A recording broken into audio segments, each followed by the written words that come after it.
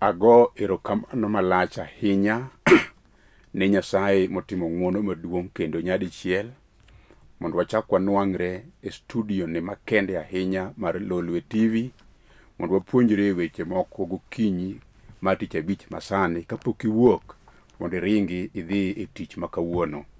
An mawuoyo kodi ne nyinga en Pastor Bernard Otieno, an wuod Wiso Majakochia Kamenya, an nyakwarore Kawiso. Nyasaye maratego kendo majapar ji no para kanokelo na ng'wono maduong' kod hera inda kawuono achung' e nyim oganda kayalo wach makelo ngima ne ji duto.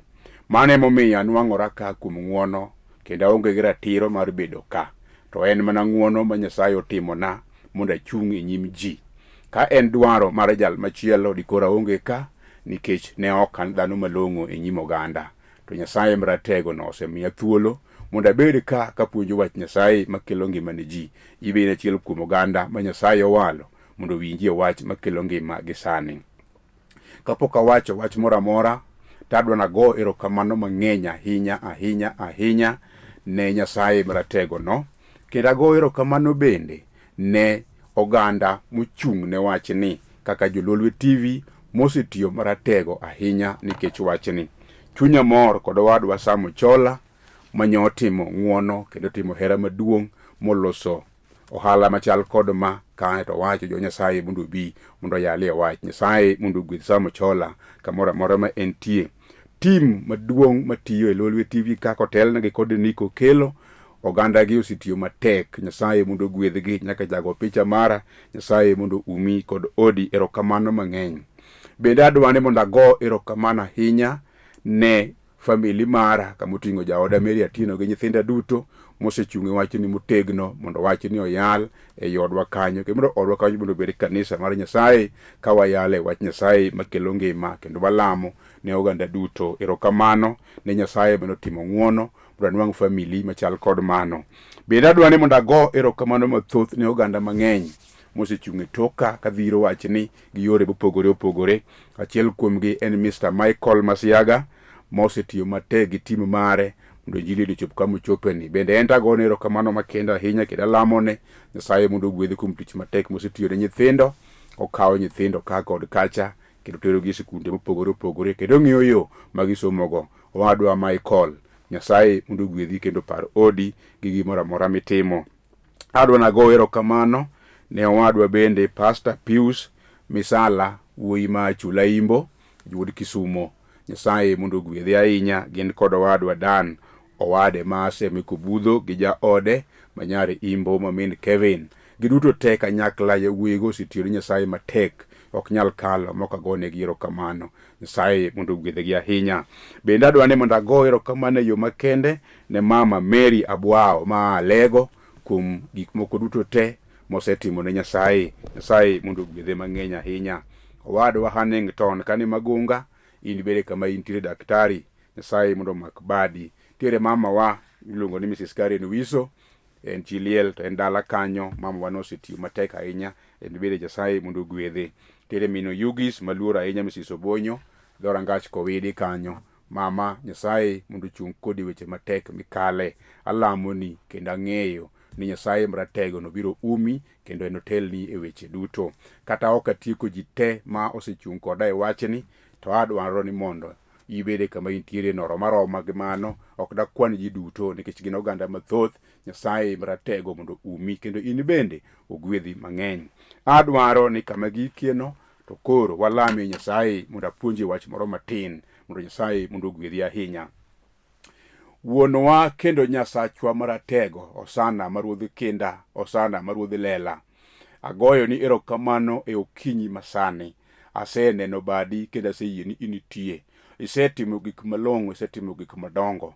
Chunya ogeni mang'eny. Asebedo kod yie malach kuom gik mitimo. Kendo aseneno kimako bada, isemako bada nyithindi, makie bada Jololwe TV ma oyie mondo injili oyal, ting'gi malo kendo yie kiwango miseketogi jakichole malo matin, ochopo malo kabisa mondo nyingi opaki, kendo mondo gimed ting'o injili malo e yore duto te.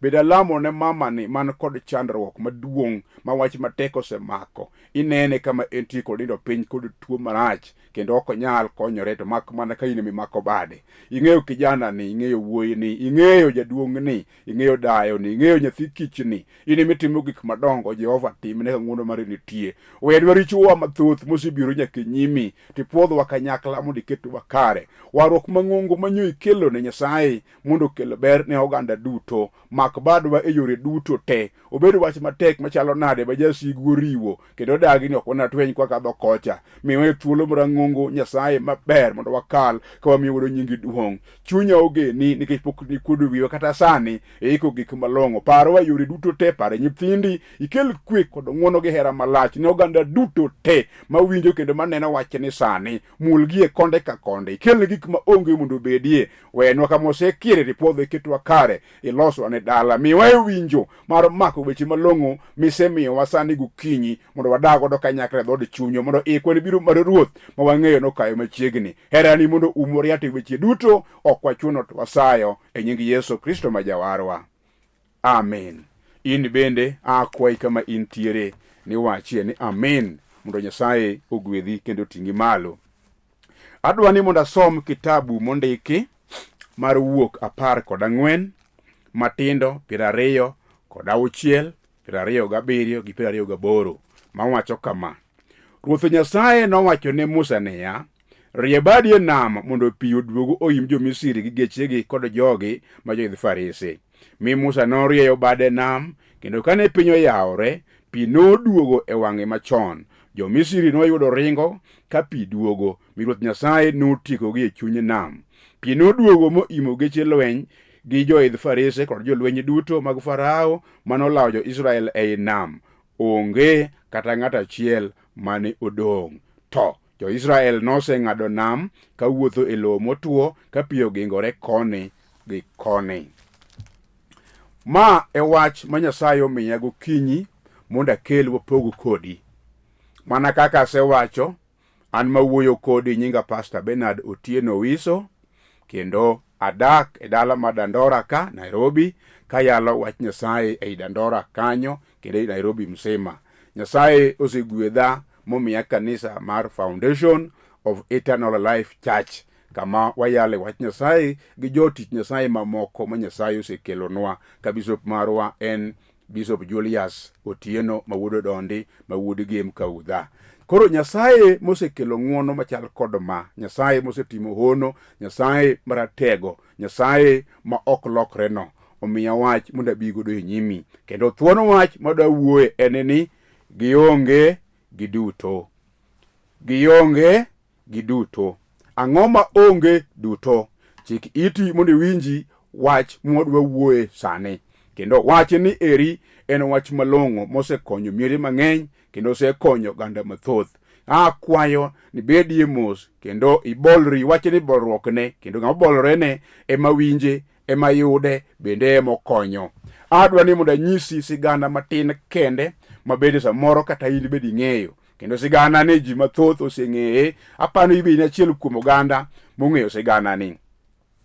Jo-Misri nonwang'ore kobedo jotelo madongo e wi jo-Israel, kendo yo mane jo-Israel odonjo godo e dalagi kendo e pinygi kanyo, Nyasachwa ni emong'eyo, nikech nosesingo chon ne jo-Israel kata ne Jakobo ni ndalo moro nyikwaye nomaki kono, to kata komaki gi e twech magibede igni machalo nade, to Nyasaye nochako golgi kendo gi bade maratego. Omiyo ne ginwang'ore ka gin e piny Misri, ka gin kod chandruok, ne gitiyo matek to onge chudo malong'o mane giyudo. Ne gin watumwa, kendo ne gin oganda manomaki koketi kuro e weche matek mondo thirgi. Ne gibedo kanyo igni mang'eny maromo 400 kod 30 ka onge gik malong'o mane ginyalo neno. Kata kamano, bed ne gintiere chandruok kendo twech machal kod mano, to gimoro achiel kendo ne ging'eyo ni Nyasaye to pod mana Nyasaye, pod nenogi, pod umogi, pod telonegi, pod osiepegi, kendo pod Nyasachgi, pod ogenogi agena kata genie thagruok. To wach modwa wuoyo sani en ni gionge giduto. noromo ndalo moro ma Nyasaye noneno thagruok ma jo-Israel, kendo noparo singruok manotimo gi kwargi ma en Jakobo. Omiyo nowacho ni oseromo, kendo dwani mondo ogolgi e piny Misri kanyo, otergi e piny mar Kanaan, piny malong'o maber ka nyithinde odakie. Notimo honni moko kanyo mondo ogolgi godo. To mago ok adwa wuoyo sani. Gima dwa wuoyo sani en ni gionge giduto. Sama jo-Israel mowuok e piny Misri kendo odhi, ne gitemo bagni wang'ayo kama, kendo thim nochamo gi weche mang'eny, ne gikale chandruoge mathoth noluwo bang'gi. Kata kamano, wach maduong' madwani mondo washare kodi sani en ni nogikie thuolo moro ma ginwore kadho nam makwar kendo gidhi loka. Sama ne gikalo kanyo, Nyasaye notimo hono konyiso pi mabarore moketo wang'ayo kanyo. Kama ne wang'ayo onge, Nyasaye noketo wang'ayo ma wang'ayo betie. Jo-Israel nong'ado mana kaka wasesomo sani e lo motuo ka nam ni koni kendo pi ni koni. Ne gikadho diere ka, mano hodo malich machalo nade. Sama ne gisekadho magidhi, Nyasaye nokone Musa niya, jo-Misri munenogo gibiro lawo bang'u, kendo chunygi biro bedo matek mondo gipar ni udigri e thim. Mano emomiyo biro siayogi mondo gibi. To loch maloyogi godo kawuono biro bedo malach, kendo pok none nyaka neni, kendo nyinga noyudi duong'. Nomiyo jo-Misri ochako wuoth gi geche madongo mag lweny. Ne giluwo bang' jo-Israel. Kane ginwang'o ka jogi ong'ado mana chuny nam tir, gibe chunygi nodoko mana malong'o matek, ma giwacho niya, kae ma wang'ayo nitie, wadwa luwo kendo wadwa lawo bang' jogi. Lengo mane gin en niya, gibiro mako jo-Israel kendo gidwoki mondo bed nigi jotich kaka nyotiyo chon. Omiyo ne gibedo gi chuny motegno ma gidonjo kanyo. Sama ne gidonjo e pi, ne giringo ma gidhi, ne gilawo jo-Israel. To kane gisedonjo te ma gisechopo e chuny nam, Nyasaye nokone Musa niya, iwinjo Musa, chak irie badi kendo mondo ine gik madongo biro timore. Eka Musa norieyo bade kaka in bende sesomo kendo ing'eyo kendo senyisi. Sama norieyo bade to pi noduogo moumogi kanyakla. Onge ng'at achiel manodong'. Koro mae thuon wach makelo ni gionge sani, girumo te. Onge ng'ama nodong'. Jo-Misri manolawogigo notho te e nam. We asom kendo kamachielo e kitabu mar Johana. Wasom kodi Johana 8 matiendo 7, 8, 9, 10. Wacho kama: kane jogo omedo penje wachno, noting'o wiye modoge niya, ng'ato kuomu mapok otimo richo ema mondo okuongo goye gi kidi. Eka nochako lung'ore mondiko e lowo. To kane giwinjo gima owacho, ne gia kanyo achiel achiel, chakre jomadongo nyaka jomatindo. Mi Yesu kende ema nodong' ka dhakono ochung' bute. Yesu noting'o wiye mopenjo dhakono niya, nyarwa, ekege onge kata achiel modong' mondo ong'adni bura? Dhako nodwoko niya, ooyo jaduong', onge ng'ato modong'. Eka Yesu nokone niya, kata an bende ok ang'adni bura. Dhiyo, to kik ichak itim richo kendo. Weche ariyo gi dwa chalre. Macha Nyasaye otieko jo-Misri te ma onge modong' kata achiel. To makoro awuoyo ni ma bende ing'eyo. Awuoyo ka koni niya, mama ma stochi ondiki ni en mama moyudi rando katimo richo. To chik Musa olando, kendo ji te ong'eyo, ng'ata ong'eyo ni chik Musa wacho ni dhako makamano koyudi tigoyo kod kite kendo to alela ka ji neno. Koro gimako mama ni ka gigoyo mau, gigoyo siboi, ogoye nigi. Chik wacho ni nyaka tieke. Oseketho ji e kor gweng' ka ma ugore siboi dhi. To giparo nitiere ng'ato miluongo ni Yesu ni ka opuonjo weche moko, to to koro to wacho ang'o kuom mamani? Ne giting'i ka gidhi kode gitere ma ugore, jomadongo biro, nyithindo be nitie. Kane gichopo kama Yesu nitie to gipenje, jaduong', mamani wanwang'o rando katimo gima chik Musa nowacho ni kotimo kama kendo koyude tigoye kod kite, to in to koro iwache ang'o? Yesu alinga pok odwoko. Jal mane kod teko mang'ongo baro waro ji kendo reso pod oling', okulore mana piny, okawo kalambe moro mar ndiko, ondiko weche mokelo, to koting'o wiye ka joka pod kase kod wach, to mindike to jakiwuo. Yesu konegi niya, utiyo ber kum kele, an bende ayie kodu. Chik wacho kamano, to uwinjo ka nitiere ng'at e dieru kanyo ma pok otimo richo, okwongo goye mondo odudre kanyakla, warwa kume kod kite. Sama nowuoyo kamano, oganda nosidi gi koko, kendo goyo koko, wacho ni mondo goye kod kite. Yesu bende miyo gi thuolo, to wacho niya, ng'a pok otimo richo mondo goye. Chako kulore mar ariyo, Yesu ndiko. Sama nondiko weche moko piny, to ndiko lero ni giduto te, ng'ato ka ng'ato, nyithindo matindo kod jomadongo, mon kod chuo, jodongo kod deye, manyine dhogi kirni mamirimo mako, manoting'o kite madongo madwa gocho, ng'ato ka ng'ato noneno richone kondiki. Giduto te negi kamoro kamoro wiyo kuot, gidok chien gima gitimo tamogi, giringo. Ng'ato paro ni ng'ato oneno richo nyawadgi, nikech oparo ni en bende onego goye kod kiri gima notimono samoro duong' maloyo kata mar mama wa koro gore me ukani. Ng'ato ka ng'ato nowuok, jal manyotelo ringo dhi, jal machielo oneno richone ringo dhi.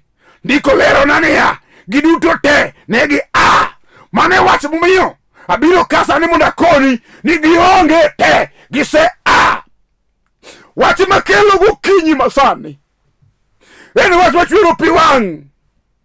Ndalo moro e gweng'wa e thurwa kucho, kanasekethora ka ok anyal gimoro, an bende oganda nogona siboi kawacho ni gima long'o aonge go. Kata kamano Jehova noparo miere, nopara. Kawuono achung'ie e nyim oganda e piny ngima, kawuoyo kuom Injili manyalo reso ng'ato, manyaka jochiende mag chandruok, mag thagruok, jochiende mag osiboi ne miere mag ji, jochiende mariwo miere mag ji e dhogi kendo lando ka giwacho ni kata watieko chutho. Jochiende go adonjo tim ye neno, kiwinja sani kendo kiyie kuom Yesu Ratego, to chunya kona itim ye neno ayanga ni kawuono onge modong' kata achiel. Nikech ang'o? Hosana mochung'ie kedo, osekedo ni nokedo jo-Israel, nokedo ne jo-Israel, nokedo jo-Israel te, ma wasigu norumo te nam makoro onge manyalo lepo. Oganda manolayo Israel kawacho ni wamako gi waduogo gi dala, norumo te nam, onge gimoro kata achiel manodong' kanyalo lepo, manyalo ting'o wiye ne onge. Oganda manobiro ne mama cha, kane gi mirima mager, Jehova Maratego timo ng'wono, giwuok kanyo gidok ka wigi okuot, onge gima gidong' godo ma gidok go. Ng'ato ng'ato ywaka kende gi e chuny, abiro ka nang'o? Ang'o mokela mabiro omo ka? Wiyi okuot adok. Kawuono kawan kae mama, akelo geno nyadichiel kendo, kata jasigu oseduore mosetimo gik moklong'o. Kawuono Yesu Ratego ni kod dwoko, ene moting'o dwoko, ene modwoko gik mosekethore, gik mosenjawore duto, ganda mosewuoyo weche mokadiera. Yawawarruok mwayalo ni to duong' nyalo paro dala jomoko, yawaroho maler mwalando ni to kare lich, eto kelo geno kama geno osekethore, kata gik miparo te noserumbore piny, midong' kod badi lilo ma gimachielo minyalo wacho ni ji onge. Kawuono Yesu Ratego chung' ewi loyo, en osana jaler, chieng' onogo nochung' e lela ma mama odong' ka en koro en kanyo, to Yesu penji to ekegi odwoko ni gionge. Abiro ka ng'ado ni bura sani kata osekethore, jogo wacho ni dhiyo, kik ichak itim richo. Iwinjo mama kaminena sani gokinyi, chunya kona ni kata osekethore machalo nade, ok okethore maditam Jehova ni chako jongo kendo machak ting'ie lela. Daudi wacho ni ndalo moro nyanyumora piny, e pidh yugi e otodo kama onge gima ber minyalo yudie. Jehova ni chung' kanyo mimako bada migola miketa malo. Chandruogego te kawuono gi onge. Wach matek no kawuono onge. Timie neno ni school fees manyotamore kawuono yudore. Timie neno ni tuo mayando goya genga e dala mowacho ni tieki kawuono tuo ringo lal ngima emo yudore. Tuoche kawuono gi onge. Kata bedo kimi manosewacho ni tieki ni utieko jodalau to ino ramu nutieki e nying Yesu ma Nazareth kawuono kelo loch maka jowacho niya kawuono gionge te. Obed wach matek machalo nade, obed kes mosethung'i e doho ma jomoko wacho ni tieki e nying Yesu ratego, kendo yango ni wach machalo nade kawuono ok giniangni kendo nikech ang'o? Jehova tieko gi te gionge.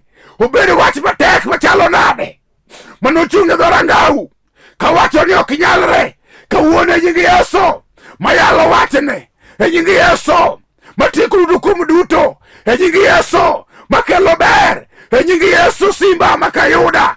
Jehova nogo loch ni e lwete, otimo gik madongo, obiro timo ni sani. Yie kuome nikech en emotimo. Onge nying moro mosegol e polo kende piny minwang'e warruok inwang'e ber mak mana nying Yesu ratego. En kende en miyude loch, en kende en miyude ngima, en kende en miyude gweth, en kende en miyude gik malong'o e nyim Jehova. Kawuono kama intie ok ang'eyo wach mikadhe, wachno in ming'eye, kendo chandruok mine inenono kata moni nindo to winji ing'eye moloyo ng'at machielo. Iwinjo wachno kata mi wich kuot kaka nomiyo mama cha lela ka ji nene rando e lela ni ma jaricho. To winji ng'ama nyalo duoki kendo onge mak mana Jehova. En mokelo wach mang'ungo. Mama ang'o ma mondo yie kuom wachni? Owadwa kaminena sani ang'o mondo yie kuom wachni? Iwinjo duong' moti kata ineno ka weche moko sebam manyadi chano go te osegore piny, gik mani paro te onge ber mosewuok nie. Iwinjo mama, kata weche te ineno ka onge gima long'o manyalo wuokie. Kawuono sana jaler nitie, ene men kod duoko. Kati biro biro nyathi kich modong' kar kene in chiliel. Oganda wuo kuomi kagiwacho weche moko adiera kuomi, dhogi omoko kaka chaki onge. Akelo wach maber makelo ngima n'oganda. Iwinjo chieng' moro mama moro ni Ana okale wach matek mar seyo kod nyiero. Nyieke mapenena wacho weche moko mamiyo chuny lit machwero pi wang'. Kone weche moko matek mok nyalre. Owacho ni kata kan e dala kata gima ber manene onge. Asetemo gi yore duto to gima ber maseromogo. Kata ka yine nyasi dhano mor adok anyal bedo kod mor nikech wach mar wich kuot makadhe sani. Mama ni obedo ka oganda winjo maber, dhano nyiero, dhano goyo mbaka, dhano chikore. Aento onge kod gima dolandi malong'o moseneno. Sama nodhiri Yesu ratego sana maruodh muma, Jehova nokone ni winjo abiro kelo gik malong'o e dalani kende odi. None Samuel ayanga ka Ruoth okele sama owinjore. Joma nonyiero dhogi nomoko te. Gima ne nyalo wacho koro onge nikech gima Ruoth ne dwaro notime sama owinjore. Mama iwinji isekadhe seyo, isekadhe nyiero. Iwinjo kijana ne chako maber, osegikie kore, kata mana school fee kende osetamore kaka chaki onge. Ibede dhogi omoko kaka tim onge, dhano osenyieri. Kawuono ne sana jalero osekelo duoko, ene men kod geno kende. Gigo te biro bet ma onge, gibiro kendo gibiro dong' ka gionge. Chandruoge eko dhano nopenja to nodhi kure momiyo yudo gik malong'o machal kod magi. Abenda wacho karamo chutho ni jochiendrego te biro onge. Mano miyo kawuono wagolo chik ne jasigu ma jachien mosekelo gik mokadira, timbe maricho mosetimo. Jehova, jasigu ni matimbe ne richo nyaka kal chakruok ndiko lerona ni nobiro ni mondo kwal, nobiro ni mondo kethi, nobiro ni mondo negi. Jachien kawuoni onge teko loch maka Jehova oseloyi. wan ka mondo waywari kodi kendo mondo wagoli oko gi teko mar Roho Maler ma Yesu osechiwo. Ae kuom mamani, ae kuom kijanani, ae kuom jaduong'ni, jachien, ae teko loyi. Onge loch ma in go kochakore gi sani. We nyathini kendo we mamani, we jaduong'ni, ae nikech ang'o? Onge maber miyudo kuomi, gik maricho lila mikelo. Onge gima long'o ma jasigu nyalo kelo. Kawuono Yesu ratego chunge wiloyo. Jehova lochi. Ilochi ne mamani, lochi ne kijanani, pari dalani, pari jaduong'ni, pari nyathini. Ting'e malo, miye kwe maka Jehova. Goloko teko mag mudho mag jasigu. Titim maber sani. Bro nyingi odwang' loch. Ageno kuom Jehova. Pok ni kod wiwa. Okiko wichikuot sani ne mamani. Tiko ber. Hosana ruodh muma. Chung'ie loyo, chung'ie kedo. Kaka ni chuli Joshua. Chung'ne mama manena sani. Chung'ne jaduong'ni bende. Chung'ne kijanani. Miye gik malong'o. Timne ono nikech ne minyalo. Aluongo nyingi sani ruodha. Nikech loch ni lweti. Iwinjo mama bed kod yie. Winjo kijana bed kod yie. Gik marogo duto te Jehova oseloyo. Onge gima notame. Odhi timo gik madongo nikech nyinge ni kod teko, nyinge ni kod loch. Erokamano kaminena eno gochongi piny kama intie kibolori mondo walam Nyasaye. Hosana ruodh muma, ruodh kinda. Kata bed ni osekethore machalo nade, ma jasigu osegoyo siboi, jachien osewuoye, Jehova gima tami timo onge. Duog kendo nyadichiel mondo itim ono in Nyasach ono. Tim gweth in Nyasach gweth. Tim nyaka chang in Nyasach chang. Kel gik ma onge mondo bedie. Ndiko mari wacho ni in mane nitie. Jehova bedi dalani, bedie odeni, bedie biasharani, bedie tijni, bedie kambini, bedie gima ng'ani timoni mondo ne loch ni. Gol oko teko mag mudho. Nyasaye mondo girum te.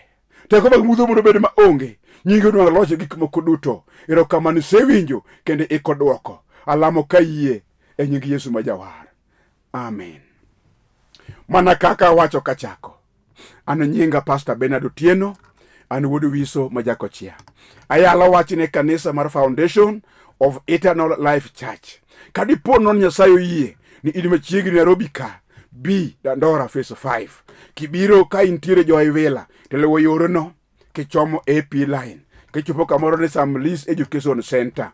Bia wane bathe kanyo walam Nyasaye. Jodolo ruoth okelo noa ma wasewalo mondo tiru tich Nyasaye. Wan kanyo ge Enricus Otieno ma wuod Awuonda. Wan kod gi Barnabas Uma ma wuod Otieno. Wan kanyo gi Okelo ma wuod Oyole. Nyasaye maratego no okelo gi kamano mondo tich Nyasaye kod mine mamoko ma Nyasaye osekelo. Akwai kendo warwaki kanisa. Bi mondo walam Nyasaye. Mane momiyo kelo jaka namba na kanyo. Iye mondo go namba no. Wach mora manitie. Obed wach matek machandi. Goga namba kanyo. Wabiro lamo kodi. Kata lamo mani simu wana lam. Kata kabiro iri wanabi. Kata kibiro iri wa inibi. Gimora mwanyalo timo wana tim. Mondo wach matek machalo Luanda no. Obed maonge. Gima tamo Nyasachwa ni poko yude. Jehova emoloyo. Kao namba no. Kachunyi bende walo ni. Ibi chungi kode injili ni kinyalo gombo. Onge tabu chung kode injili. Kaka jo moko bende se chungu kode. Iyo mora. Mondo Nyasaye owire kama. Mondo gwedhi kendo tingi malo. Kamwagi kieni. Wagiko bro sudo kendo biro dhi. Kod oganda mathoth. Mowinjo wach kato mako turito. Jehova mondo chungu kodi kimako wachni. Jehova chungu kodi kitiyo ne wachni. Jehova chungu kodi kimanyo ko wachni tie. Biwarwaki kanisa. Biwabede kanyakla. Biwarwadi Nyasaye kanyakla. Warwagi chunywa duto. Wageni kendo waheri. Nyiri Nyasaye nwang' duong' kibedo kod paro. Mar ng'ado bura. Ni biro mondo watiti Nyasaye. To par niya chandruogego ng'ama nyalo golo onge mak mana Jehova Nyasaye. Eman koteko baro wacho ni gionge duto. Girumo te nikech ang'o? Teko maka Jehova makelo ngima emoselor nyaka e odi kanyo mondo timnie ono. Apako nying Jehova man kod teko. Ugwedhna yi kendo ageno winjo gik malong'o mitimo e neno kaka joma moko bende osetime neno. Nyasaye mondo gwedhi ahinya. Amen. Lunga jae